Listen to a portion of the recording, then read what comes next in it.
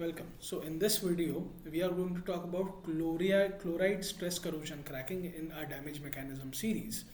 Now, by just title, you need to understand that this kind of stress corrosion cracking is generally going to be much more prevalent in chlorine services.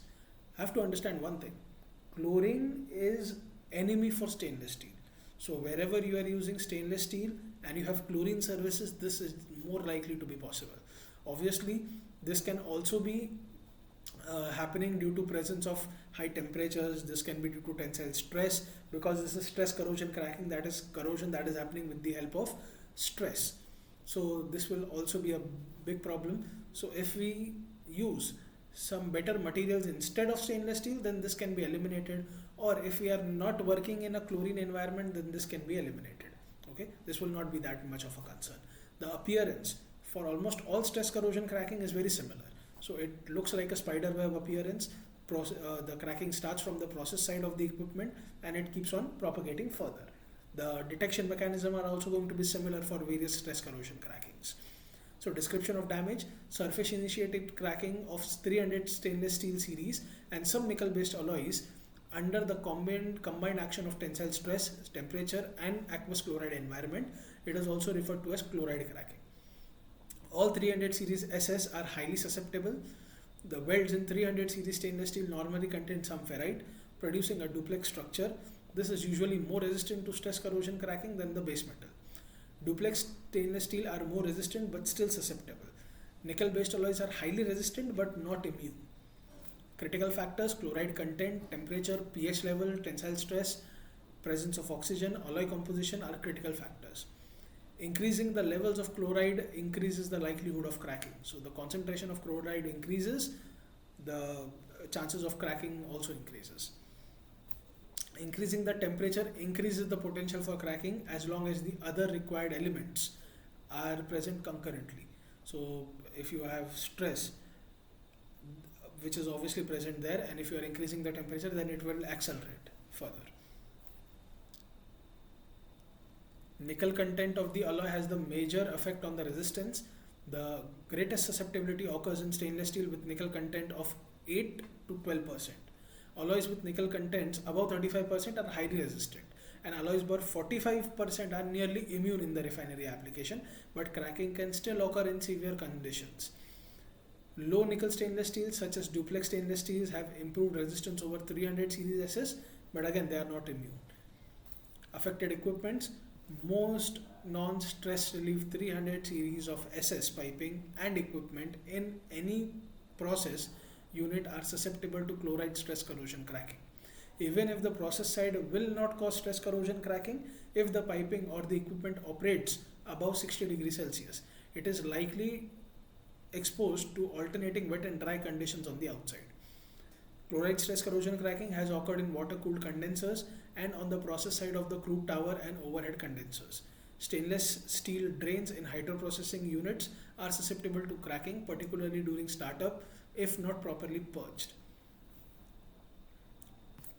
The external stress corrosion cracking can occur on the insulated 300 series SS surfaces where the insulation gets wet. The operating temperature range for most concern for stress corrosion cracking is 60 degrees Celsius to 205 degrees Celsius. Appearance and morphology. So appearance is generally going to be like a crack. Okay, most stress corrosion cracking looks similar. So surface breaking cracks mostly will have a spider web appearance. So surface breaking cracks can occur from the process side or externally under insulation.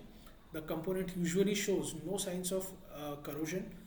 Characteristics: stress corrosion cracking may have many branches and may be visually detected as spider web or craze cracking on the surface. Metallography of the crack samples typically show branched and transgranular cracks. Fracture surfaces typically have brittle appearance. Prevention: materials of construction resistant to stress corrosion cracking should be used. Carbon steels, low alloy steels and 400 series of stainless steel are not susceptible to stress corrosion cracking. Understand this: stress corrosion cracking is going to be a bigger factor in stainless steels, but it is not going to be a bigger factor in carbon steels.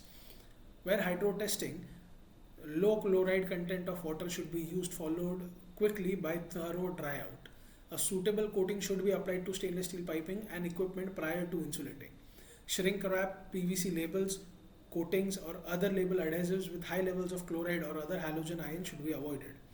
Avoid designs that create stagnant regions where chloride can deposit or concentrate. Although not a standard or common refinery industry practice, a suitable high temperature stress relief of 300 series SS after fabrication will reduce residual stresses. However, consideration should be given for the possible effects of sensitization that may occur, increasing the susceptibility to PTA stress corrosion crack, that is polythonic acid stress corrosion cracking, possible distortion problem, and potential for stress relaxation cracking. Avoid excision design with 300 series SS steel tubes and high delta T is temperature gradient between the shell and the tube side where localized condensation can occur on or in the tubes. Inspection and monitoring. Usually you can do visual testing to find the advanced stages of cracking. You can use penetrant testing. In most cases penetrant can be difficult because your cracks might be filled with some oxides or foreign material. In that case, if it's not filled with something, then you can do PT. If it's filled with something, then PT would not be that effective because they are generally tight cracks and not easily identified by PT. You can do eddy current examination for condensate tube as well as piping and pressure vessels. You can use UT, angle beam UT, that is shear wave UT, PA UT can also be done for crack detection and sizing of cracks. RT not often used because RT is not as sensitive to identify cracks as other methods are. Okay. Related mechanisms are going to be caustic stress corrosion cracking, polythonic acid stress corrosion cracking, and brine corrosion. It looks something like this. So these are the cracks.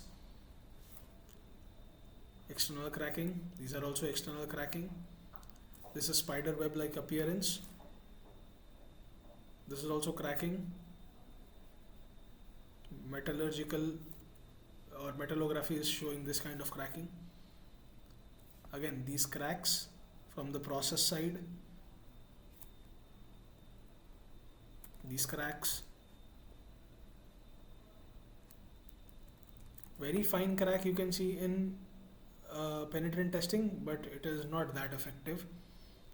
Again, these cracks. This crack from the process side. These are small cracks that are originated. This crack has a branching connection. So that's it for chloride stress corrosion cracking, one of the most important cracking mechanisms in stainless steel.